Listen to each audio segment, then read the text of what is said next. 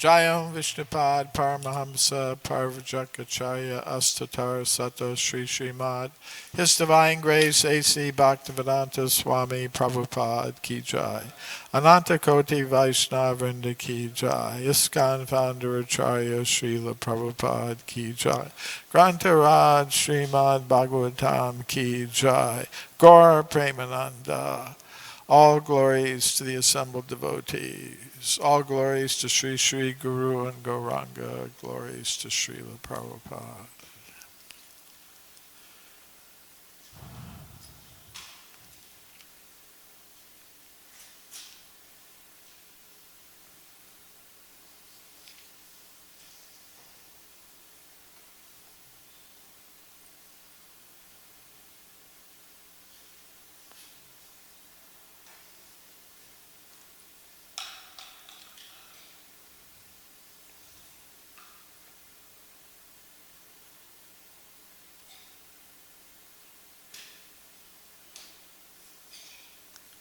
Om Namo Bhagavate Vasudevaya.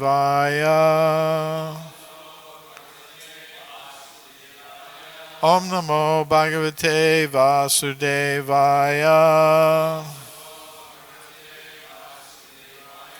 Om Namo Bhagavate Vasudevaya. Srimad Bhagavatam, Canto 1, Chapter 18, Parikshit cursed by a Brahmin boy, Text 33. Aho, Adharma, Palana, Pivnam, Bali, Bhujam, Iva, Svamin, Yagam, Yad, Dasanam, Dvara, Panam, Shunam, Iva, Ahoa Dharma Palanam, Pivnam Bali Bujam Iva, Swamin Yagam Yadasanam, Dvarapanam Shunamiva, Ahoa Dharma Palanam, Pivnam Bali Bujamiva, Swamin Yagam Yadasanam, Dvarapanam Shunamiva, Ahoa Dharma Palanam, Pivnam Bali Bujamiva, Swamin Yagam Yadasanam, Dvarapanam Shunamiva.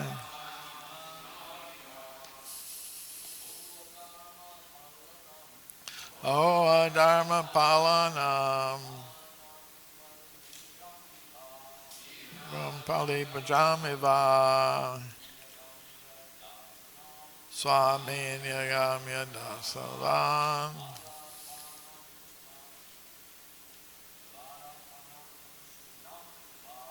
Dvarapanam Shunamiva, Ahoa Dharma Palanam, Pivnam Bali Bujamiva, Swami Niyagam Yadasavan, Dvarapanam Shunamiva, Ahoa Dharma Palanam,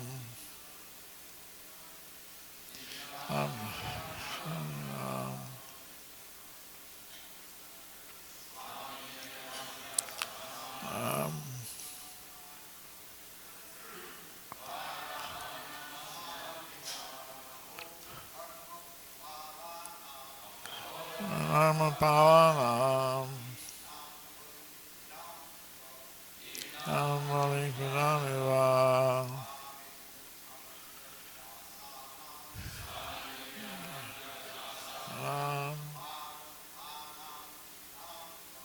Dvarapanam Shunamiva.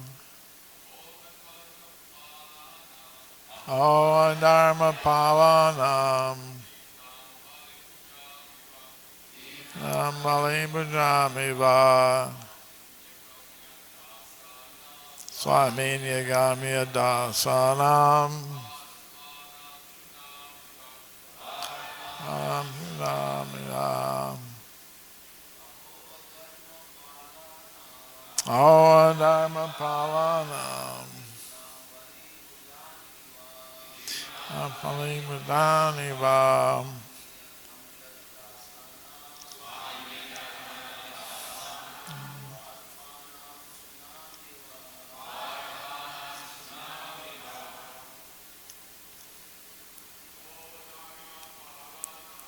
Om Dharma Pavanam Ampali Vajamiva Swaminya Gamya Dasanam Dharmanam Shinamiva. Vaishnavis. O Dharma Pavanam Amiva Saminya Gamya Dasanam Parapanam Samiva O Dharma Pavanam Bibnam Bali Bujamiva Swaminya Gamya Dasanam Dvarapanam Shinamiva. Aho, just look at Adharmaha, irreligion, Palanam, of the rulers, Bivnam, of one who is brought up, Balibujam, like the crows, Iva, like, Swamini, unto the master, Agam, sin. Yet, what is? Dasanam, of the servants, Dvarapanam, keeping watch at the door, Shunam, of the dogs, Iva, like. Translation and purport by His Divine Grace A.C. Bhaktivedanta Swami Prabhupada. Translation. The Brahmin son Shringi said, "Oh, just look at the sins of the rulers who, like crows and watchdogs at the door, perpetrate sins against their masters, contrary to the principles governing servants." Purport. The Brahmins are considered to be the head and brains of the social body, and the Kshatriyas are considered to be the arms of the social body. The arms are required to protect the body from all harm, but the arms must act according to the directions of the head and brain. That is the natural arrangement made by the Supreme Order, for it is confirmed in the Bhagavad Gita that the four social orders or castes, namely the Brahmanas, the Kshatriyas, the Vaishyas, and the Sudras, are set up according to the quality and work done by them. Naturally, the son of a Brahmana has a good chance to become a Brahmana by the direction of his qualified father, as a son of a medical practitioner has a very good chance to become a qualified medical practitioner. So the caste system is quite scientific.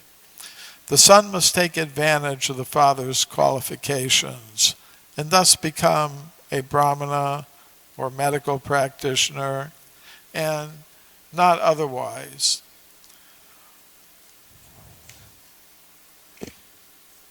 Without being qualified, one cannot become a Brahmin or medical practitioner. And that is the verdict of all scriptures and social orders. Herein, Shringi, a qualified son of a great Brahmana, attained the required Brahminical power both by birth and by training. But he was lacking in culture because he was an inexperienced boy. By the influence of Kali, the son of a Brahmin became puffed up with Brahminical power, and thus wrongly compared Maharaj Parikshit to crows and watchdogs. The king is certainly the watchdog of the state, in the sense that he keeps vigilant eyes over the border of the state for its protection and defense. But to address him as a watchdog is the sign of a less cultured boy. Thus, the downfall of the Brahminical powers began as they gave importance to birthright without culture. The downfall of the Brahmin caste began in the age of Kali, and since the Brahmins are the heads of the social order, all other orders of society also began to deteriorate. This beginning of Brahminical deterioration was highly deplored by the father of Shringi, as we will find. Om Jnana Timirandasya Gananjana Shalakaya Chakshur Militam Yena Tasmai Shri Gurave Namaha. Shri Krishna Chaitanya Prabhu Nityananda Shri Advaita Gadadhar Srivasadi Gaur Bhaktivinoda.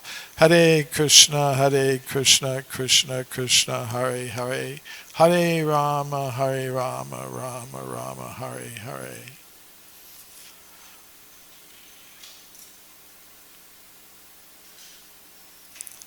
So, in this purport and these verses of the Srimad Bhagavatam, we're learning something about the system of government in the Vedic culture.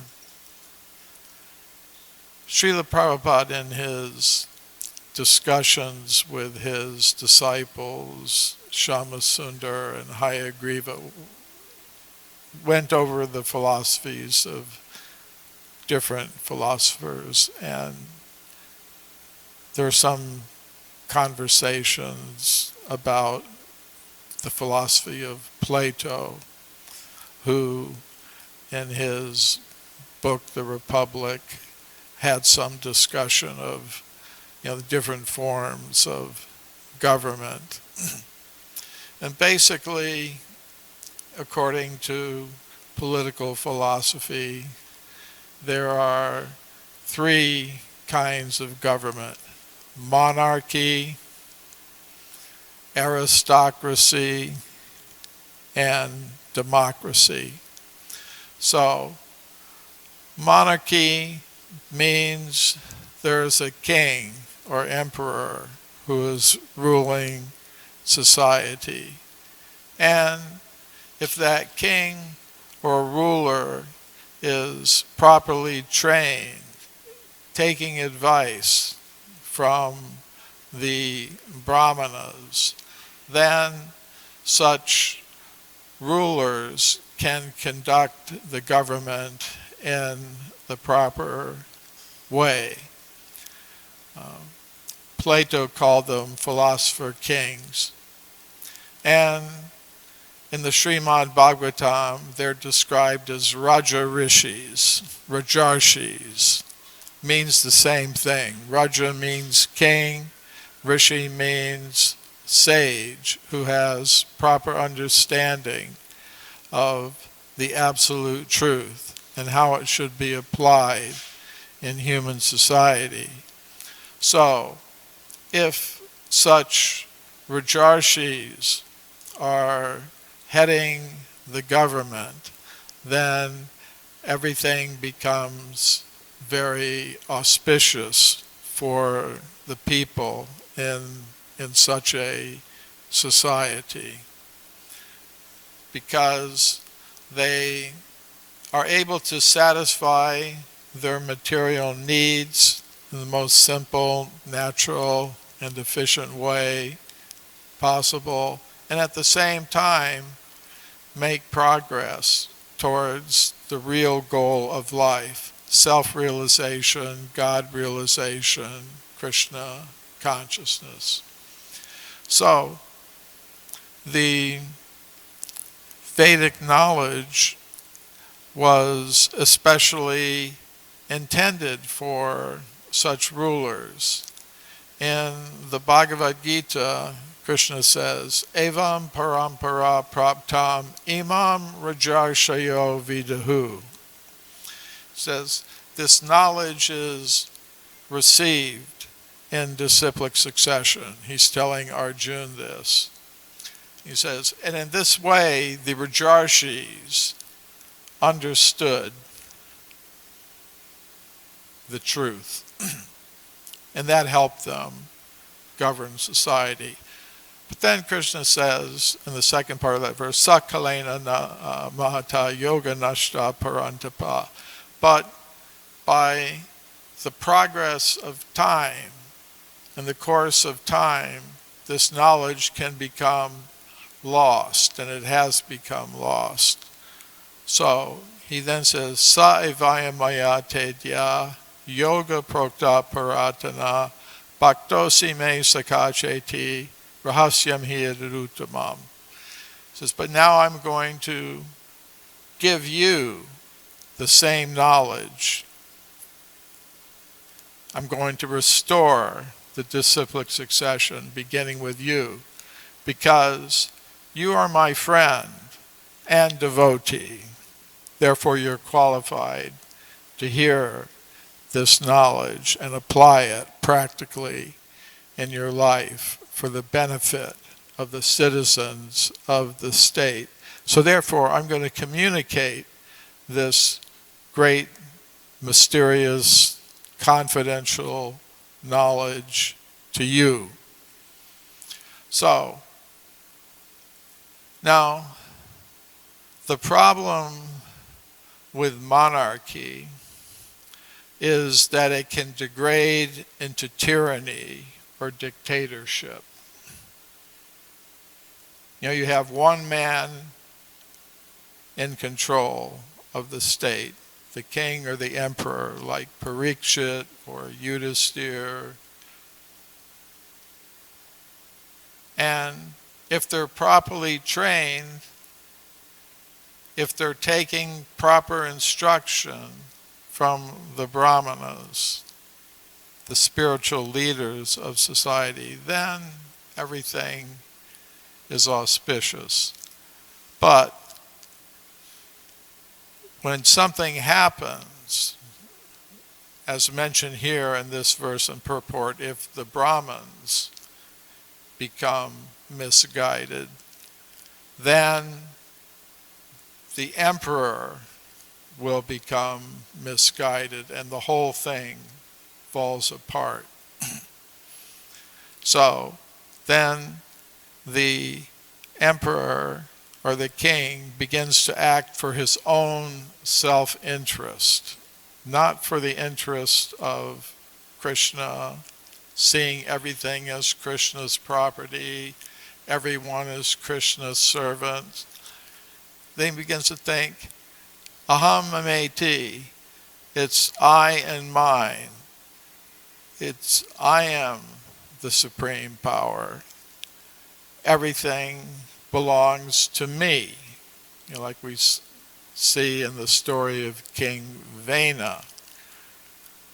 You know, he became like that. So that is the problem with monarchy. It can degrade into tyranny or dictatorship. So then there's another system of government, aristocracy. And that's based on the idea that you have the best people in society become together the leaders. And that's not a bad idea, because if you have the best or the leading people in society and they're properly educated and properly trained, then they together, they can decide what is best for society. And if one dictator tries to take over everything, then they can put him down. So they have this idea of aristocracy. And in a sense, you could say that that's not a bad thing. But the problem with aristocracies is they can degrade into oligarchies, where you have the so-called best people in society, but when they stop acting for the benefit of the entire society and as a group start acting in their own self-interest, then you'll find another group will come up in that society and say, no, you're exploiting, and then they'll put them down, and it'll be like it becomes a faction instead of the best people in society guiding the whole society for the benefit of the entire society. It becomes a faction taking power, trying to keep some other faction out of power, and they're acting very selfishly. And then people just think, well, let's get rid of the aristocracy. Let's have democracy. And in one sense, democracy is based on the idea of liberty and freedom. So, in one sense, in an ideal world, if everybody were respecting each other as equals and coming to consensus about things, and nobody's exploiting other people, then you could say, okay, you've got democracy, that's nice. But the problem with democracy is that, again, if the people aren't trained in the right way, then their freedom will degrade into licentiousness. Yeah, I'm free to do anything. I'm free to rape, plunder, pillage. I'm free to cheat. I'm free to kill anybody or anything. And then it becomes mob rule.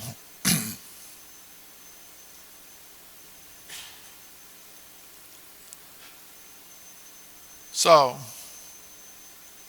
Srila Prabhupada, spoke about, these different systems of government. And, sometimes he would say, yes, you can have democracy, but the people should be educated in spiritual principles. And then they will be able to elect a leader who is following the spiritual principles. And that way they can have their system of democracy. But if it's not like that, he said, then it's like, it's not democracy, but demon crazy, sometimes the term would be used. by Srila Prabhupada's disciples. So, and he would say, yes, if you have ignorant people who are living just on the level of animal life, they'll just select. When they have their election, they'll just elect some big animal. And then they wonder, he was saying, yes, you have this system of democracy, and you elect a leader, and then the next day you want to kick him out. Sounds like something we're familiar with today. When Srila Prabhupada said that, it was in 1974, and they were having a problem with President Nixon. So he said, yes, this democracy, yes, you elect this man, and then shortly thereafter, you want to get rid of him. So, just shows, because the people aren't educated, they pick the wrong leaders, and everything goes down. So the real key is whether you have monarchy, democracy, aristocracy, if the leaders aren't properly educated and the people aren't properly educated, then the whole thing falls apart. So, how it can fall apart in the case of monarchy, even a Vaishnava monarchy as is being described here, is that when the brain, the head of society, becomes deranged, then everything else doesn't work. So, as mentioned in this purport, Krishna says in Bhagavad Gita, Chaturvarnya maya shustam guna karma vibhagashaha. Krishna, the Supreme Lord, the Supreme Personality of Godhead, says, I have created this system of varnas, or occupational duties. There are the brahmanas, the spiritual leaders, the kshatriyas, the rulers, the vaishyas, those who are engaged in economic development, and the sudras, the laborers and artisans. And they're all meant to work together. They're all part of the social body. In several places in the Srimad Bhagavatam, there are descriptions of the universal form of the Lord, the Virat Rupa. And it's stated, as mentioned here, that the head, from the head of the Virat Rupa, the universal form, come the brahmanas. They are meant to be the leaders of society, giving intelligence and guidance. Then, from the arms of the Virat Rupa come the kshatriyas. And like the arms, they are meant to protect society and organize things. And then the social order requires some energy. So there's, from the abdomen of the universal form come the vaishyas, those who are engaged in cow protection, agriculture, trade, banking. There has to be some economic development in society.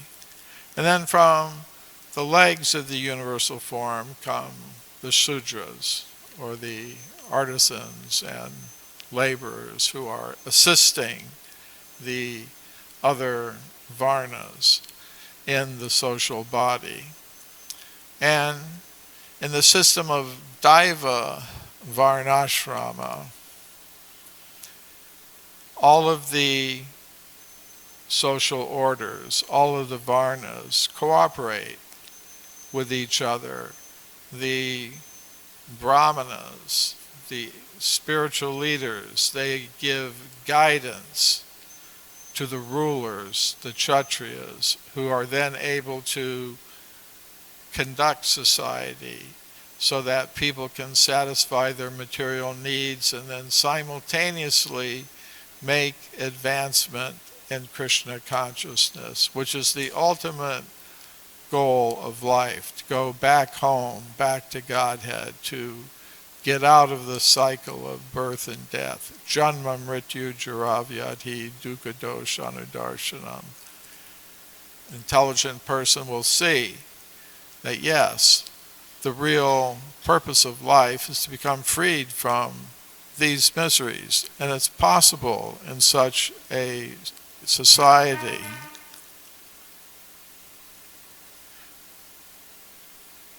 And in that way, the economic development is controlled, the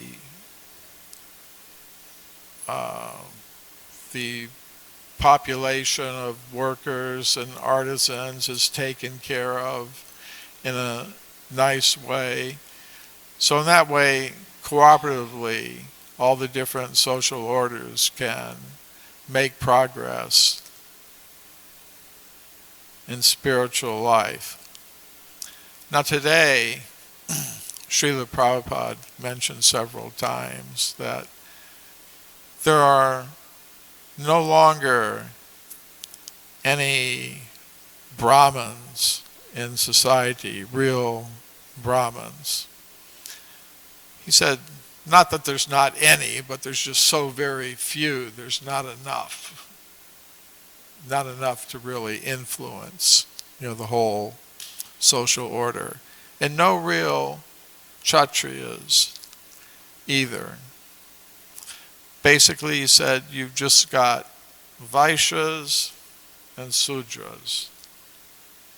You have business people, and you have workers. And they just fight with each other. So the business people, they want capitalism. And the workers, they want socialism or communism in some cases. So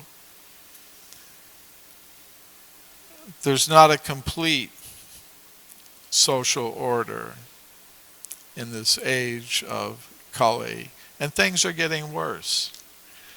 And then the 12th canto of the Srimad Bhagavatam, it's described how the so-called rulers of society, they will simply be exploiters, be taxing the people, and people will just run to the forest to try to escape all of the exploitation, that's going on. So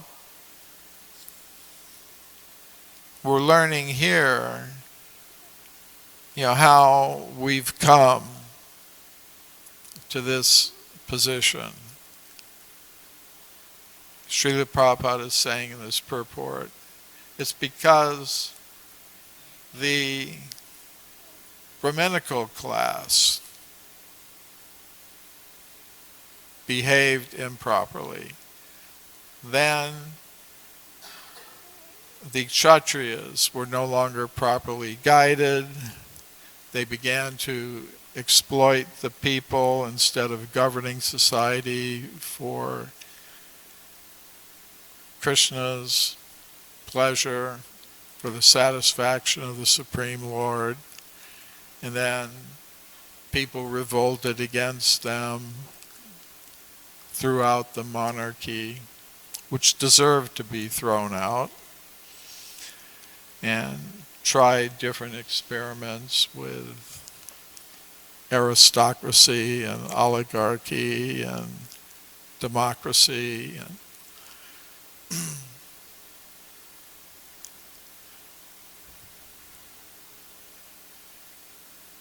some of the Greek and Roman political philosophers said,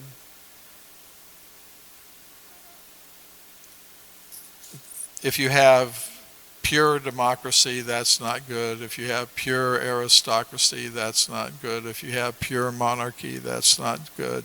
Best thing is to have a mixture.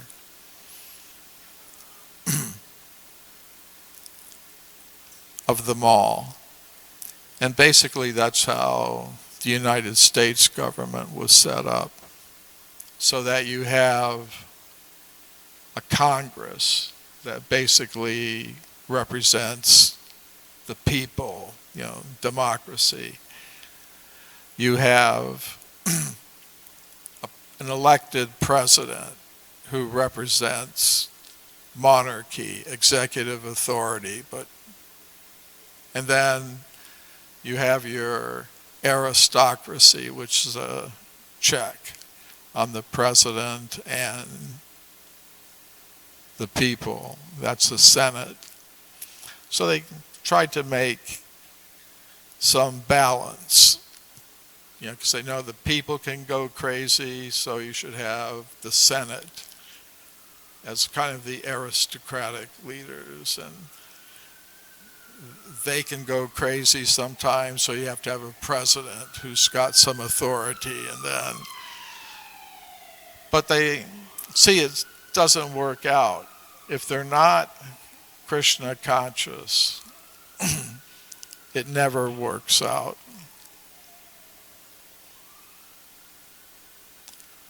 So, I'll stop there. Any questions or comments? Jai Jagadish. I think there is.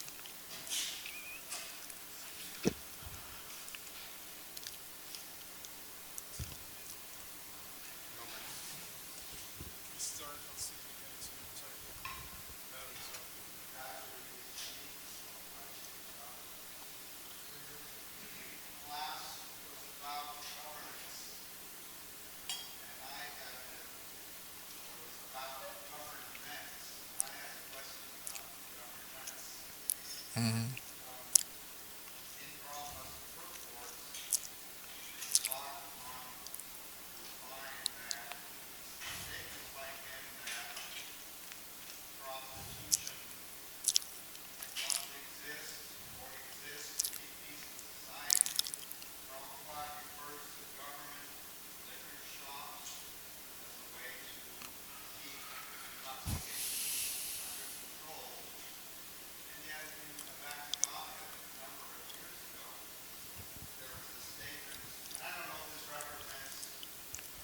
I don't know if this represents ISKCON's official stance, but there was a statement that pornography must be made illegal. Now, I don't indulge in pornography or liquor or prostitution, but these acts do not represent crimes against property or individuals. Can I ask your opinion or understanding about these activities, which certainly are detrimental to spiritual life, but inevitably, at least on earth in Kali Yuga, will go on? How to deal with them? Is that clear? Yes. So, one thing is, there are many things that are legal that we don't do. Eating meat is legal, but we don't do it. Drinking alcohol is legal, but we don't do it. So this is one approach, because we are not living at a time when government is being conducted according to the pure Vaishnava principles of understanding. We're living in the Kali Yuga now, so whatever governments there are, they are not being guided by the principles of Dharma. So there are many things that these governments will say are legal that we don't do. So legal or not legal. So in the present society, we could also say, even if they make something illegal, people will still do it. So ultimately, in some ultimate sense of the word, it's whether something is legal or illegal according to the standards of whatever government there may be in the Kali Yuga. As devotees, we follow our own principles. Now, Srila Prabhupada did say, in terms of the governments today, that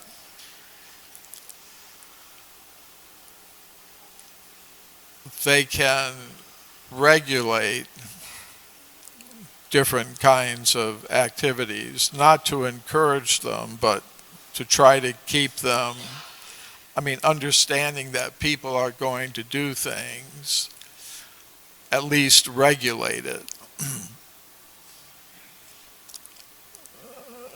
So he did say that in terms of, the current governments. And then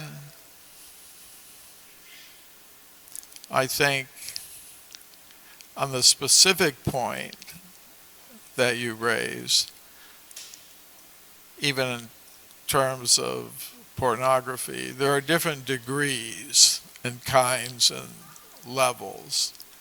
And probably, just even in terms of the ordinary governments today, probably there are at least certain kinds of things that should be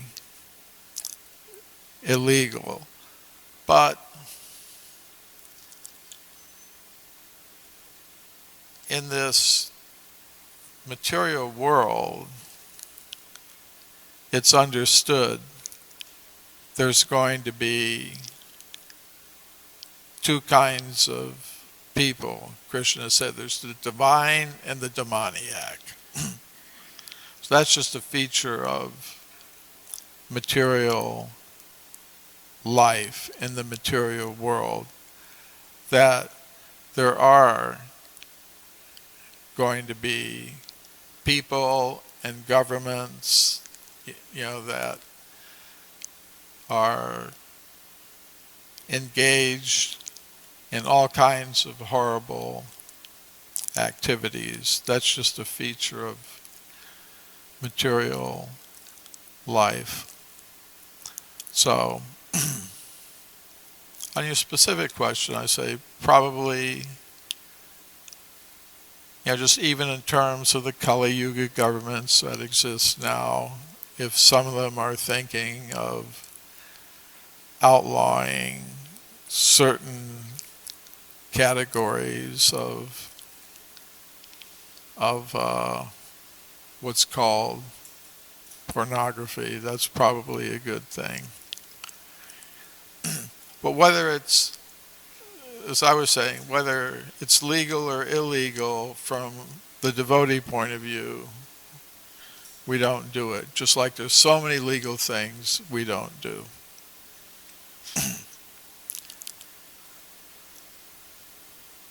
Anything else? Okay, Srila.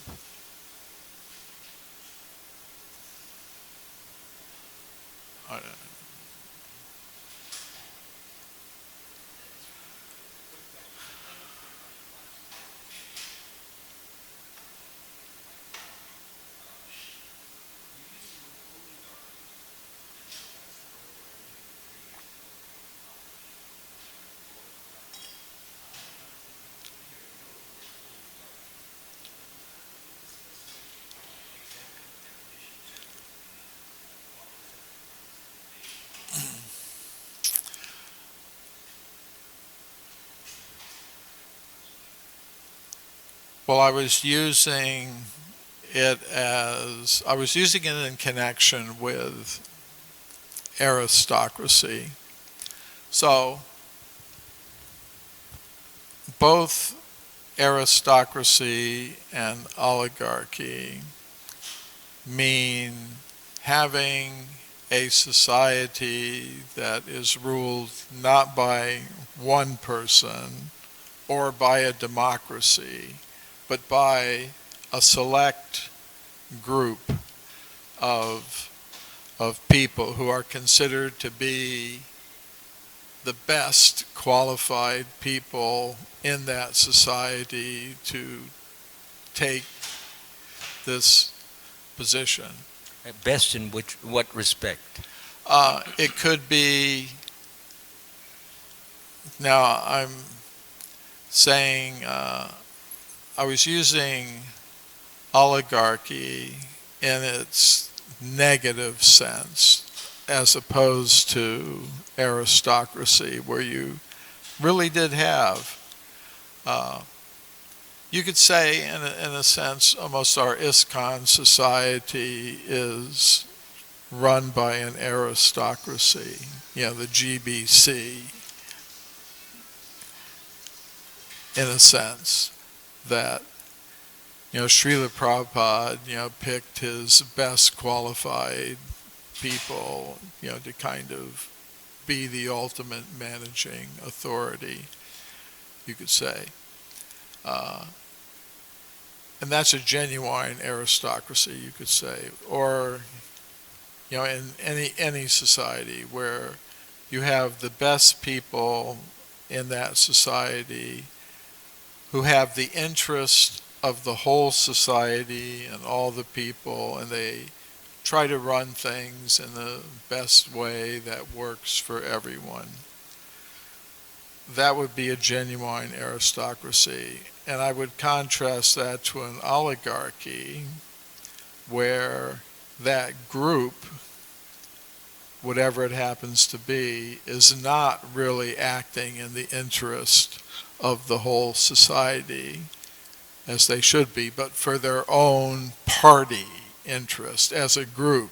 Say, okay, we've got the power now, and let's start using it. Let's exploit the people in every way that we can. So I was using oligarchy in that sense as an opposition to a genuine aristocracy, where you have the aristocracy which is unselfish, actually trying to act for the benefit of all the people, whereas the oligarchy would be acting in a selfish way. And then, some other oligarchic group will try to depose them, and, it becomes... So that's how I was using the term oligarchy as in opposition to a genuine aristocracy. Srila Prabhupada ki jai. Jai.